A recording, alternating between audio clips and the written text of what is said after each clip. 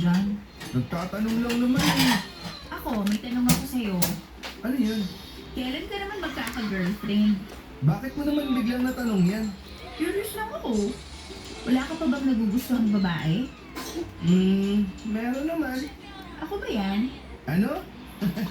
Hindi ah. Nakakatawa. Saka hindi ka, parang may pandidiri ah. Saka bakit hindi mo ako gusto? Pangit ba ako? Hindi naman, pero ewan ko. May iba akong gusto eh. Hindi ba ako girlfriend material? Alam mo, maganda ka naman eh. Masaya ka kabanding, mabait, tapos mayaman pa. O bakit hindi mo ako gusto? Ano ka ba? Bakit ba ganyan mga tanong mo? Kasi gusto kitang maging boyfriend. Ha? Ako? Bakit ako? Bakit naman hindi? Hindi ko alam. Hindi ko kasi nakikita ang sarili natin na magkarelasyon eh. Kaibigan lang. Kaibigan lang ang tingin mo sa akin? Ganun na nga. Bakit hindi mo ako subukan? Kapag naging girlfriend mo ako, sure ako magbabago yung Dahil pananaw mo stress sa ako sa akin. assignment niya. Nililigawan mo ba ako? Oo, ayaw ko ba? Seryoso? Hoy! Ano Gusto na ko yan? Jason. Kapag Sige, pumayag ang boy. maging boyfriend ko, hindi lang pagkain ang matitikman mo. Pwede kitang bilhan ng mga damit, ng sapatos. Swerte ka na sa akin. Ayaw ko pa nun. Hindi naman pera ang habol ko sa Ba't babae. kasi pencil mo Kaya gan? nga, hindi mo na kailangan maghabol sa akin. Ako na mismo magbibigay sa'yo. Ano, payag ka ba? Tayo na? Ha? Teka lang. Sige, pag-isipan mo. Pesos ng puso. Gusto mo natin talaga. Mga patulog, naisip ko noon na wala namang mawawala kung susubukan kong gawing girlfriend si Camille. Oh, Hindi man 100% ang pagmamahal ko kay Camille ay pumayag ako maging boyfriend niya. Katulad ng ipinangako niya, lahat ng gusto ko ay ibibigay niya. Yun ang vlog. Binigyan May vlog niya tapos ako may ng papadudot. sapatos noon, mga damit, accessories at kung ano-ano pa. Siguro ay wala na siyang ibang bagay na pwede pang pagkagastusan, kaya sa akin na lamang niya inawagan ang pera ng kanyang mga magulang. Dahil hindi naman ako mayaman, katulad ni Camille ay sinubukan kong Ha? maghanap ng trabaho. Nakakuha naman po ako ng trabaho. Ano, nababasa niyo sa akin? Saan ay kinakailangan kong umupa sa isang boarding house. Paglipat ko sa Metro Manila, ay nagulat na lamang ako na sumama sa akin si Camille. Naisip niya na maganda kung mag-live-in na raw kami. Noong una ay nag-alangan ako papadudot dahil hindi alam ng mga magulang ni Camille na lilipat siya sa boarding house kung saan ako nakatira. Pero dahil mapilit si Camille ay no choice, ako kundi ang pumayag sa gusto niya. Sa loob ng isang taon ay nagsama kami ni Camille sa isang bubong. Kung ano na noon ang ibinibigay niyang rason sa mga magulang niya para lamang makapirmi sa Maynila kasama ako. Sa pagsasama namin dalawa, papadudot ay nabuntis ko po si Camille. Itinago namin ito sa kanya-kanya naming pamilya. Pero hindi rin naman nagsagali ang sekreto namin yon dahil bigla na lamang noong nagpakita sa boarding house ang mga magulang ni Camille. Ah, best friend sila, di ba? Alin? Best friend sila Hindi. niyan. Ang magkaibigan, no? Tapos yung babae may gusto sa kanya, siya ayaw niya pa. Oo. Okay, magiging kahawa, maghiwalay sila. Tapos pagtang huli, papatol sa bakla yung lalaki Oh, niya. Camille! Okay. Ginagawa mo rito sa labas? Maliado yan. Wala, nagpapahangin lang, tsaka hinihintay kitang makauwi galing trabaho. Mahal ka na si... Sweet mo naman. Siyempre, yung girlfriend ka ng mabait eh. Halika na, tara na sa loob. Maghiwalay sila, wala ka ng dalawang anak. Puli Ha? yung tatay niya. Ano ginagawa niyo dito? Dito lang pala kita mahanap. Bakit hindi mo sinasagot mga tawag ng mama mo? Wala naman akong natatanggap na tao galing kay mama. Bakit niyo po na lamang nandito ako? Hindi mo na kailangan malaman kung paano kita nahanap. Ano? Wala ka na ba talagang plano umuwi? Pa, dito na po ako nakatira. Hindi na ako uuwi sa atin. Ano pinagsasabi mo? Kaya mo bang buhayin ang sarili mo? May trabaho ka ba para sustento ang mga pangailangan mo? May kasama naman ako eh. Kasama ko po si Jason. Hello po sa inyo. Sino ka naman? Boyfriend ko siya. Ano? Anong boyfriend? Nagsasama ba kayo ng lalaki to sa isang bubong? Huwag mo sabihin sa akin na sa loob ng isang taong wala ka sa bahay. Itong lalaki to kasama mo. Ganun na nga po. Kami pong dalawa ang magkasama ni Camille. Huwag kang sumagot. Hindi kita kinakausap. Pa naman? Huwag naman kayong ganyan kay Jason. Sagutin mo ako. Dito ko ba nakatira kasama ang lalaki to? Opo. Walang iya. Kung hindi ko pa kinausap ang tita mo, hindi ko malalaman na hindi ka pala sa kanya nakatira. Kailan ba kami pinaglolo ko ng mga mo, ha? Sir, maayos naman po ang buhay ni Camille dito. Sabi hindi kita kinakausap. Marinig ka! Ba naman? Bakit ba kayo galit? Sino bang hindi magagalit? Ang tagal mo hindi nagpakita sa amin. Tapos malalaman ko nakatira sa isang bubong kasamang lalaking to na hindi man lang namin kilala. Mabait po si Jason. Wala akong pakialam kahit saan ka pa sa. Halika na! Umuwi na tayo! Kasama ka sa akin! Teka, sir! Huwag kang mag-ilang dito! Hindi ko pwedeng iwan si Jason. Bakit naman? Dahil buntis ako. Pagkakaroon Wala ako nang kwento sa na babagsak siya kay ano, bading. Pagkakaroon Oo nga, may nakilala si Jen na ano. Uy, naglamyan na ng tayo si Logan. Ginawa mo sa Ha? ako! Ayun o, tumatagas na. Hindi Kulot! namin sinasadya na mangyari to. Kita may ginagawa ko eh. Dali na, nakita ko. Dali na, awal pinagsan. Tubig kasi dali Logan, binuwas yung buko. Wala ka na sa akin. Saan daw, ayan? Ayan na yung buko ni Logan. Ayan! Logan, ako po, awal kipit na.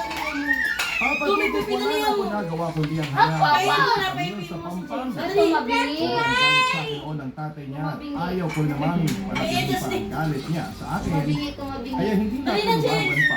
Para David, David, dahil David. sa isang girlfriend ko ay napilitan ako mag-resign sa trabaho para samahan si Camille. Wow, long day!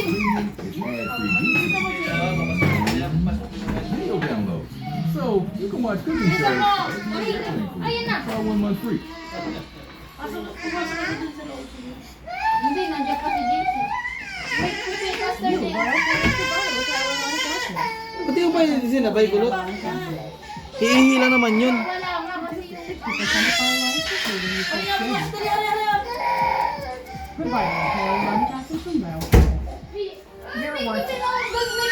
Sa probinsya. Ano ba yung sinakabit ako na kutulira noon para mabantayan at maalagaan sa habang nagdadalang tao papagugot. Sa bahay ng pagbubuntis ni Camille. Magandang araw po sa inyong lahat mga ka-online. Ako po ang inyong si Papa Dudut. Samahan po ngayon sa panibagong episode ng Papa Dudut Vlog. Huwag kalimutan na mag-like, share, and subscribe sa ating episode ngayong araw na ito. Number na. Marami ang nagsasabi na may kli ang buhay ng tao. Ang kasabihan na ito ay mas lalo nating napapatunayan kapag may isang malapit sa atin na biglang namatay. Hindi kasi natin alam kung kailan mawawala ang isang tao. Na tayo ay darating sa kamatayan at ayaw man natin na mawala ng mahal sa buhay, ay hindi natin ito mapipigilan. Ngunit gaano nga ba kasakit para sa isang taong lumayapan na kapag ang mga taong mahal niya ay hindi siya napaglalaanan ng oras noong siya ay nabubuhay pa?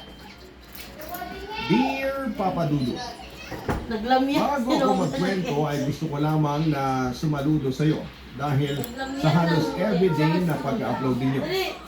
Libangan ko kasi talaga ang makinig ng mga kwento na binabasa mo kahit noong nasa radyo pa. Dito naman sa YouTube ay horror story ninyo ang paborito ko kaya naisipan ko na magbahagi ng aking kwento na kahit katatakutan ay nakakaantig pa rin. Ang pangalan ko nga pala ay Kalel at sa kasalukuyan na nagtatrabaho bilang isang teller sa isang bangko. Mahilig din ako mag-paint at mag-drawing na ginagawa kong sideline para meron akong extra income, lalo na sa panahon ngayon. Masasabi ko na lolos boy ako. Lumaki kasi ako sa lolo't lola ko sa side ng aking mother. Parehas kasing nagtrabaho sa abroad ang parents ko noong bata pa ako. Kaya naman kinailangan kaming ihabilin sa aming lolo at lola ng time na yon. Tatlo kaming magkakapatid na inalagaan nila ng ilang taon at ako ang bunso. Bata pa ako at ang akala ko noon ay sina lolo at lola ang mga magulang ko. Isang Pero umira. habang lumalaki ako, Para sabay ko na iba yung sa akin. ay doon ko naunawaan ang Sige lahat. mo dyan. Mas 4-5. naging close ako sa aking lolo, Owen, kesa sa aking lola, Celeste. Strict kasi si lola. Siya yung palaging nagpapatulog sa amin tuwing tanghali kahit bakasyon. Siya yung papaluin kami kapag pasaway kami. Tuwing linggo ay sinasama niya kami sa simbahan para makinig ng misa. Habang si lolo ay konsentidor. Kapag may pera siya ay palagi niya kaming binibigyan. At dahil ako ang paborito niya ay mas malaki palagi ang sa akin. Magkamukha raw kasi kami kaya favorite apo niya ako. Masayahin si Lolo Oweng. Marami siyang kwento tungkol sa kalokohan niya noong kabataan niya. Spoiled ako sa kanya. Alin? Ako ang palagi niyang isinasama sa bayan kapag Di ba, bay? bumibili siya ng mga butong pananim at fertilizer. Pagkatapos Yung? bibili niya ako ng laruan o kaya ay kakain sa isang sikat. Ay, nahuli ng tatay? Hindi pa, ito yun. Ito. Niligawan mo ba ako? Oo, ayaw mo ba? Seryoso ka? Gusto kita, Jason. Kapag pumayag kang maging boyfriend ko, hindi lang pagkain ang matitikman mo. Pwede kitang bilhan ng mga damit, ng sapatos. Swerte ka na sa akin. Ayaw mo pa nun? Hindi naman pera ang habol ko sa babae. Kaya nga, hindi mo na kailangan maghabol sa akin. Ako na mismo magbibigay sa'yo. Ano, payag ka ba? Tayo na? Siya ba niligawan? Diba? Sige, pag-isipan mo. Papadudot, naisip ko noon na wala namang mawawala kung susubukan kong gawing girlfriend si Camille. Hindi man 100% ang Wait, pagmamahal wait, ko wait. kay Camille ay pumayag ako maging boyfriend niya. Katulad ng ipinangako niya, lahat ng gusto ko ay ibibigay niya. Binibilhan niya ako ng sapatos noon, mga damit, accessories at kung ano-ano pa. Siguro ay wala na siyang ibang bagay na pwede pang pagkagastusan kaya sa akin na lamang niya winawalas ang pera ng kanyang mga magulang. Dahil hindi naman ako mayaman na tulad ni Camille ay sinubukan kong maghanap ng trabaho. Nakakuha naman po ako ng trabaho sa Maynila kung saan ay kinakailangan kong umupa sa isang boarding house. Paglipat ko sa Metro Manila ay nagulat na lamang ako na sumama sa akin si Camille. Naisip niya na maganda kung mag-live-in na raw kami. Noong una ay nag-alangan ako papadudot dahil hindi alam ng mga magulang ni Camille. Nalilipat siya sa boarding house kung saan ako nakatira. Pero dahil mapilit si Camille ay no choice, ako kundi ang pumayag sa gusto niya. Sa loob ng isang taon ay nagsama kami ni Camille sa isang bubong. Kung ano na noon ang ibibigay niyang rason Ha? sa magulang niya para lamang Hindi yan yun. sa Maynila kasama ako. Sa pagsasama naming dalawa, papadudot ay nabuntis ko po si Camille. Itinago namin ito sa kanya-kanya naming pamilya. Pero hindi rin naman nagtagal ang sikreto namin yon dahil bigla na lamang noong nagpakita sa boarding house ang mga magulang ni Camille.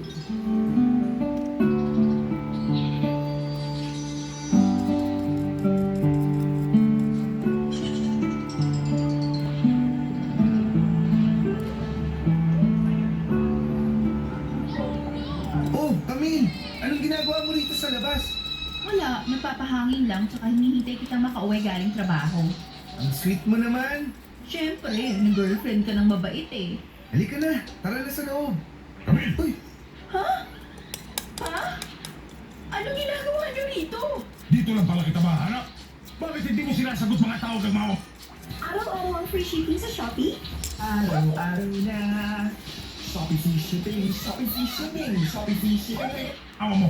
Wala naman akong natatanggap na tawag galing kay Mama. Paano niyo po nalamang nandito ako? Hindi mo na kailangan malaman kung paano kita nahanap. Ano? Wala ka na ba talagang plano umuwi? Pa, dito na po ako nakatira. Hindi na ako uuwi sa atin.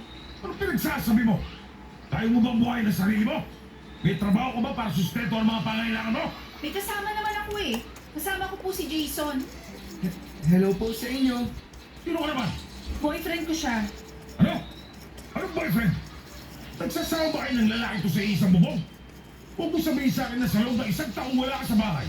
Itong lalaki to kasama mo. Ganun na nga po. Kami pong dalawa ang magkasama ni Camille. Huwag kang sumagot. Hindi kita kinakausap. Pa naman? Bastos eh. Bakit kayong ganyan kay Jason? Sagutin mo ako. Dito ko ba nakatira kasama ang lalaki to? Opo. Walang iya.